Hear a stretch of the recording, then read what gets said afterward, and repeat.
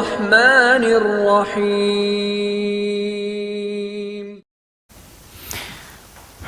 Assalamualaikum Ustaz, Waalaikumsalam warahmatullahi wabarakatuh. Ini belum saya baca. Jika kita berobat ke tempat semacam Pak Haji, mungkin Anda, bukan kita. Saya tidak ikut. Oke. Jika Anda berobat ke tempat semacam Pak Haji yang orang sebut, lalu Anda dikasih obatnya, air minum, air doakan, apakah itu masuk syirik atau bagaimana Ustaz? Mohon pencerahannya Ustaz. Tergantung. Jika Anda minta doa, tabarruk dengan doa itu wasilah supaya mohon berdoa, didoakan kepada Allah. Anda bisa berdoa sendiri, minta, ya, dan bisa saling mendoakan. Nabi kadang saling mendoakan dengan sahabat, doakan. Bahkan Nabi minta dibacakan oleh Abdullah bin Mas'ud Al-Quran. Abdullah bin Mas'ud datang sini, coba bacakan surat ini. Kata Abdullah bin Mas'ud, ya Rasulullah, Anda kan yang Nabi, tapi saya ingin mendengar bacaanmu. Sesama sahabat saling mendoakan, biasa, saling ketemu, doakan, itu biasa. Dan boleh, adabnya boleh. Anda ketemu ulama, minta doa. Dulu kami begitu, bertemu ulama minta doa, Syekh doakan kami, doa kami. Sekarang agak beda, orang ketemu Ustaz minta foto. Ketemu ulama minta selfie deh. Lengkapilah dengan doa yang ditempatkan di hati, itu doanya. Ya, doanya, minta doa kebaikan. Nah, boleh Anda silahkan kalau datang. Itu dalilnya diantaranya Quran surah ke-5 tadi, ayat 35. Ya ayyuhalladzina amanu taqullaha wabtaghu ilaihil wasilah. Hai orang-orang beriman, tingkatkan takwamu kepada Allah, cari wasilah untuk mendekat kepada Allah.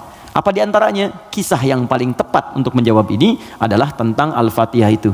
Jadi ada seorang yang sakit tadi, ya, kepala suku di Arab, sakit kemudian zaman itu, lalu dia minta kepada para sahabat, ngutus ajudannya, ya, untuk bertanya, ada nggak yang bisa menyembuhkan? Kata sahabat, Allah yang sembuhkan. Datang didoakan dengan baca Al-Fatihah.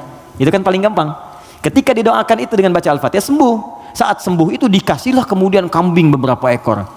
Takut, dibawalah kepada Nabi. Ini indah sekali. Dilaporkan kepada Nabi karena takut kambing itu gratifikasi. Tuh, ini bagus sekali.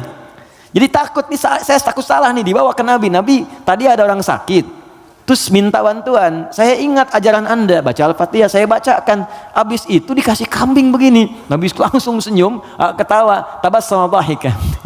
Gitu kan? Kurang lebih. Kata Nabi, tahu dari mana engkau Al-Fatihah bisa punya manfaat seperti itu?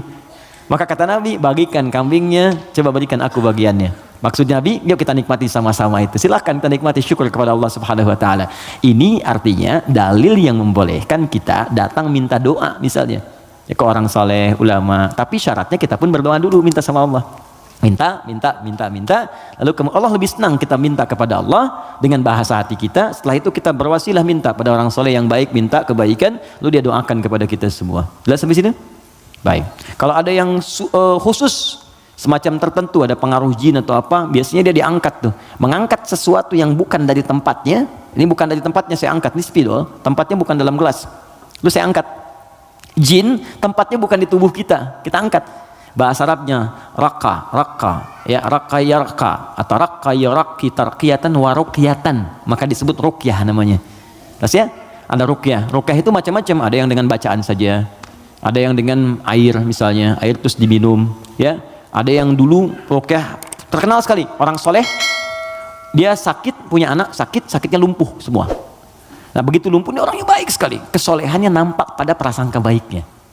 Jadi semua yang datang prasangka baik aja. Malam-malam, Bu, bayangkan ada perampok datang tengah malam. Ini kisah ini sangat populer sekali. Perampok serombongan datang ke rumahnya. Karena prasangka baik ini dikira mujahid fisabilillah mampir. Dulu kan bukan kayak kita sekarang kan, rombongan mujahid dengan ini kan nggak kelihatan tuh. Malam-malam datang dikira mujahid. Begitu dibuka pintu, oh ahlan wa sahlan mujahid, masya Allah, silahkan masuk. Bayangkan perampok disuruh masuk. Disebut mujahid fisabilillah, datang. Akhirnya apa yang terjadi? Silahkan, duduk dulu, istirahat dulu, mandi dulu. Dimintalah berwudu semua. Tolong para mujahid silahkan berwudu dulu. Ya, wudu. Supaya apa? Salah satunya, ternyata di bawah keran itu dia simpan bejana untuk menampung air wudu mereka. Ini kisah nyata, benar terjadi. Jadi bukan rekaan, di kisah nyata sampai riwayat kepada kita dan valid riwayatnya. Jadi orang-orang salaf dulu. Di begitu air wudunya tumpah ke situ, dan dia melihat orang-orang perampok tadi, kok ada anak ini nggak bangun.